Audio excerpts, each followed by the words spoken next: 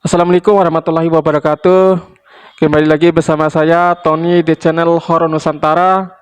Oke, kawan-kawan Nusantara yang kangen akan sebuah cerita-cerita terbaru dari Horor Nusantara, pada kesempatan ini saya akan membawakan sebuah judul cerita yang berjudul Pintu Ketiga di Rumah Tua, yang dimana kisah ini dialami langsung oleh Ardi ketika mengajar di sekolah yang bertepatan di Desa Naru, dan dia menerima sebuah rumah tua yang menjadi tempat tinggalnya. Rumah tua itu sendiri diberikan dari kepala sekolah yang baru saja pensiunan. Oke, bagaimana kelanjutan dari alur cerita ini? Ikuti terus alur cerita ini sampai habis ya. Dan jangan lupa bagi kawan-kawan Nusantara untuk mendukung channel ini dengan cara tekan subscribe, like, dan komen ya. Oke, mari kita masuk ke alur ceritanya.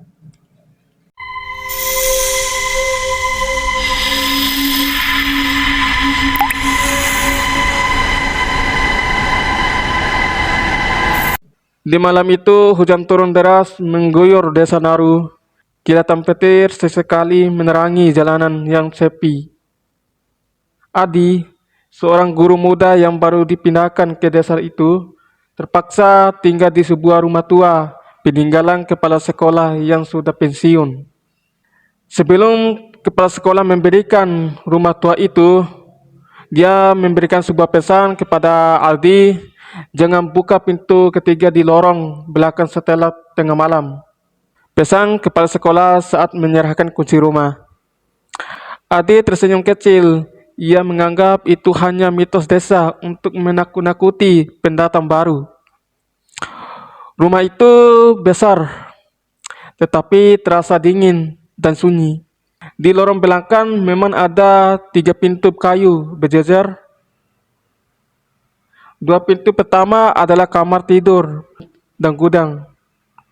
Pintu ketiga tampak paling tua, dicat hitam kusam dengan gagang berkarat. Malam pertama berlalu tanpa kejadian apa-apa. Namun, tepat pukul 1 dini hari, Ade terbangun karena mendengar suara ketukan. Suara itu terdengar berasal dari lorong belakang. Ardi mencoba mengabaikannya, tetapi ketukan itu semakin keras. Lalu terdengar suara seorang wanita berbisik pelan, "Pak, tolong buka pintunya." Bulu kuduk Ardi meremang. Ia mengingat pesan kepala sekolah. Dengan jantung berdebar, ia mengintip dari celah pintu kamarnya. Lorong itu gelap, hanya diterangi cahaya petir dari jendela. Namun, ketukan itu masih terdengar. Tok tok tok tok. "Pak, saya kedinginan." Ardi memberanikan diri mendekat ke lorong. Saat berdiri di depan pintu ketiga, suara itu terhenti mendadak. Ia hendak kembali ke kamar ketika mendengar sesuatu tepat di belakang pintu. Suara kuku panjang menggores kayu. Krek, krek, krek. Lalu, suara wanita itu berubah menjadi serak. "Kenapa kau tidak dibuka?" Adi mundur beberapa langkah. Tiba-tiba, ganggang pintu itu berputar sendiri. Pintu perlahan terbuka beberapa sentimeter. Dari celah gelap itu muncul sepasang mata pucat tanpa kelopak. Ade terpaku.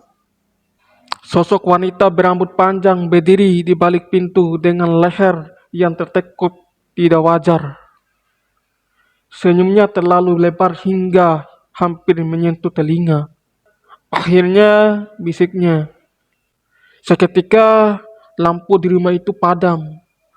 Dalam gelap, Aldi mendengar suara langkah kaki menyeret mendekat. Ser, ser, ser. Ia berlari ke kamar dan mengunci pintu.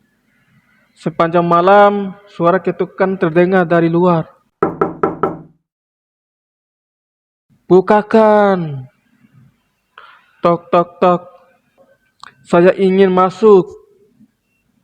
Menjelang subuh, suara itu berhenti. Pagi harinya, Ardi menceritakan kejadian itu kepada tetangganya. Wajah mereka langsung pucat. Seorang nenek berkata pelan, "Dulu ada seorang wanita yang meninggal terkunci di ruangan itu.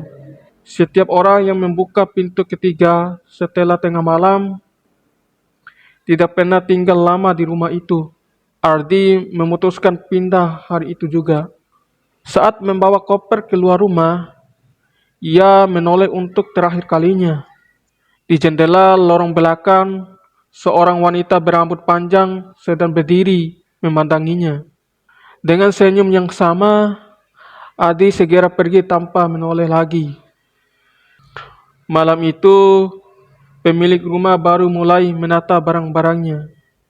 Tepat pukul 1 dini hari, terdengar ketukan dari lorong belakang. "Pak, tolong bukain pintunya."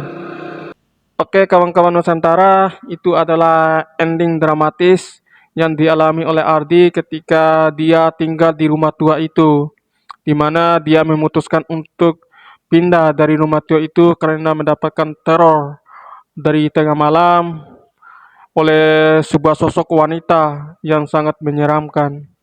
Oke, bagi kawan-kawan Nusantara yang ingin memberikan masukan dan kritik serta rekomendasi judul cerita apa saja yang harus saya bawakan ke depannya, tolong masukkan ke kolom komentar ya. Dan juga jangan lupa subscribe, like, dan komen ya. Saya akhiri. Assalamualaikum warahmatullahi wabarakatuh.